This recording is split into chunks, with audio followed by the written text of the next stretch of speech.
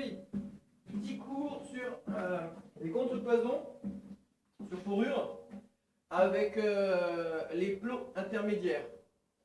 Je donne juste 2-3 conseils. Moi, franchement, pour avoir essayé plusieurs choses, je préfère largement quand les fourrures sont pas coupées. C'est vrai qu'on pourrait avoir tendance à démarrer, vous voyez par exemple sur la fourrure du bord, à utiliser la chute et la répercuter après pour essayer de minimiser. Mais franchement, vu que c'est plus souple qu'un système surmontant, ça fait souvent des vagues. Et on est obligé après de faire un tas de croisement de plaques pour récupérer le linéaire, surtout si on a quelque chose qui est d'une assez grande hauteur. Donc toujours essayer au maximum d'utiliser les fourrures d'une traite. Ensuite, le réglage. Alors en plus, quand on va couper les fourrures, on va de suite avoir des chutes. Ben, les chutes, vous voyez, elles passent là, puisque de toute façon on a le choix soit de fixer le plot directement dans le mur, parce qu'il y a des fixations, une à droite, une à gauche, là, ou l'inverse. Et à ce moment-là, bon, ben, on va bouffer des chevilles et du temps, soit ben, on prend les chutes, on les met au mur, et puis ben, moi j'ai mon pistolet, vous voyez, voilà, c'est vite fait pour le réglage, et c'est plus simple à gérer après pour le calage, pour être sûr que ce soit bien au bon endroit. Alors que lorsqu'on prend ça et qu'on essaie de le fixer directement au mur, on est obligé un petit peu de se faire chier par rapport à calculer l'axe, etc. Franchement, on perd du temps.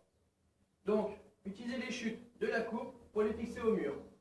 La hauteur de fixation, c'est entre 1,20 et 1,30. Ça correspond en fait à l'appui de vos mains sur les murs. Voilà, 1,20 à 1,30. Et après, bien sûr, pareil, 1,20 à 30 au-dessus par rapport à la hauteur, pour répartir. Si vous avez une distance et vous vous dites ah bah tiens là par exemple moi si je suis ici là et que je mets à 1,20, je me dis bah tiens je suis plus court sur la partie haute donc ça sert à rien, je peux le resserrer ou je peux répartir aux 3/3, c'est-à-dire démarrer plus bas. Ne le faites pas. Faites votre premier plot à 1,20. C'est par rapport justement à ce fameux appui sur les murs ou votre pote qui vient qui va s'appuyer comme ça. C'est fait exprès. Répartissez après, mais pas avant. Voilà. J'essaie de me réexpliquer si on comprend.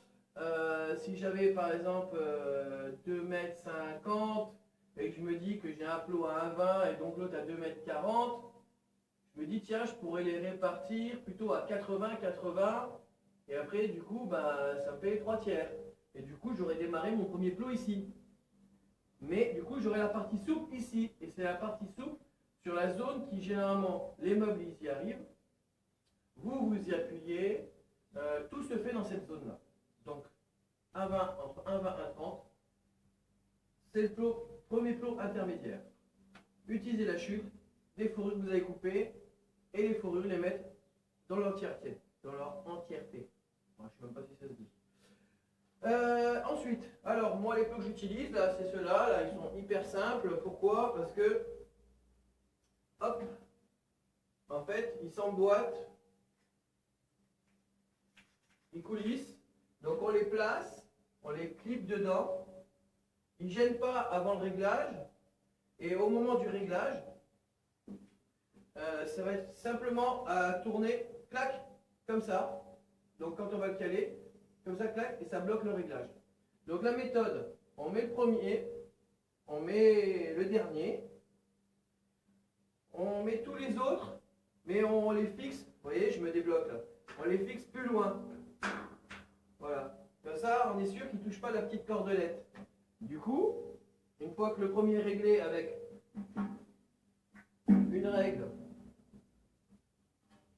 à niveau, ok, tac, j'ai réglé le premier, j'ai réglé le dernier.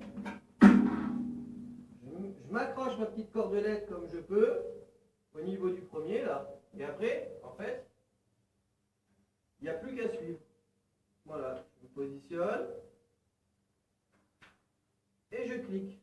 Voilà, tout simplement.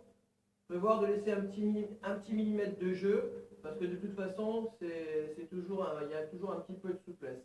Voilà, et on est sûr de ne pas toucher la cordelette, ce qui empêcherait au fur et à mesure, si on touchait la cordelette, à la fin, le mur il serait avancé au milieu et retiré au bout. Donc on évite de toucher la cordelette. Donc moi, ce que je fais, c'est pour être sûr du réglage, c'est que une fois que j'ai réglé les deux premiers, que j'ai accroché ma cordelette, je règle d'abord mon central, puis un intermédiaire, et je finis par les répartis. Voilà. Comme ça, je suis sûr que je vais le voir tout de suite si mon central il a touché ou pas pour mes autres réglages. Ça m'évite les bosses. Donc là, je pense qu'on a vu le tout. En plus, ces petits plots là sont faciles à régler. Je les coupe à peu près à la moitié de l'entrée sur la fourrure. Voilà. Et pour les couper, c'est super facile. Hein. Il suffit simplement d'une petite cisaille. Et voilà. Il n'y a pas besoin de chercher la disqueuse et de se prendre la tête. Sur certains systèmes, ce sont des tiges en métal et c'est galère parce qu'on est obligé de couper la disqueuse, ça prend un temps fou. Là, ça m'a pris 2 minutes de tous les placer. Quoi. Donc là, je pense qu'on a un petit peu fait le tour. Voilà, et puis bien sûr. Voilà, ça part tout seul. Allez, à plus.